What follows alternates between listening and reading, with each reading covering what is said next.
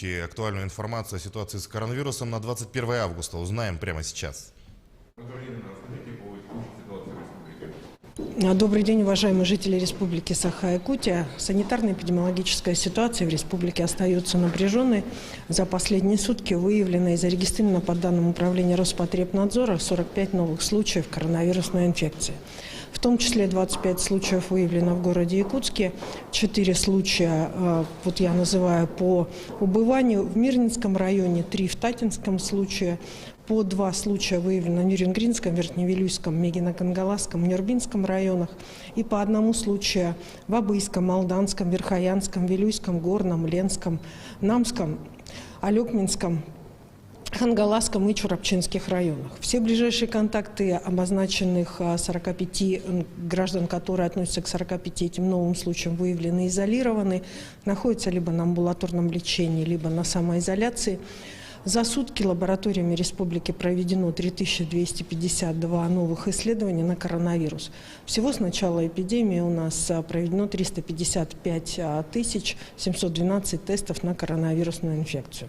Основной задачей, которая сегодня стоит перед органами государственной власти и органами местного самоуправления, это прежде всего контроль за возвращающимся с отпусков граждан, как возвращающимся из-за пределов Республики Саха-Якутия, так и в целом возвращающимся в наши населенные пункты. В республике действительно большинство населенных пунктов осталось чистыми от коронавирусной инфекции.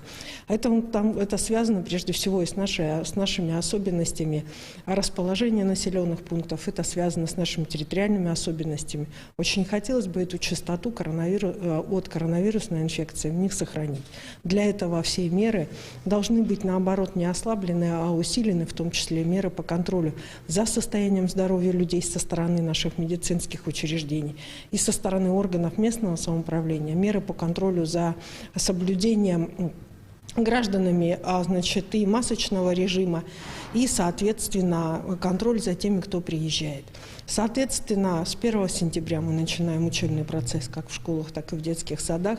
И, соответственно, для нас очень важно, чтобы во время медицинских недель, которые пройдут в первые 2 недели с 1 сентября, мы смогли, во-первых, непосредственно обследовать всех практически за сентябрь первоклассников.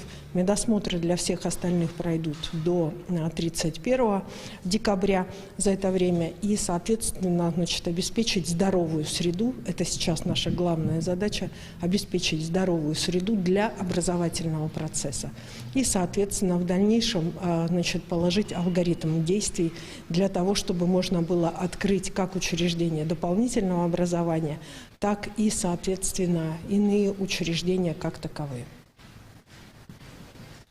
Это был брифинг оперштаба о текущей ситуации с коронавирусом в Якутии. А мы переходим к происшествию в Анабарском районе.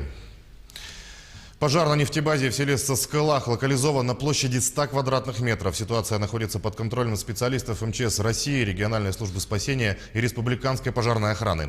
Проведены необходимые работы, продолжается контролируемое догорание топлива в емкости. Угрозы распространения огня на соседние объекты нет. Никто в результате происшествия не пострадал. Жизнедеятельность населения также не нарушена.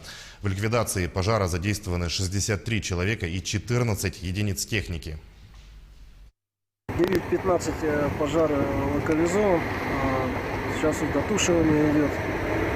Хочу поблагодарить администрацию района Анабарского и администрацию Соскалаха за своевременно принятые меры по отселению населения с близлежащих домов, за организацию питания.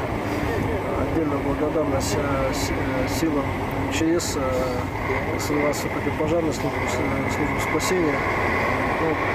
Вовремя принятые решения позволили все-таки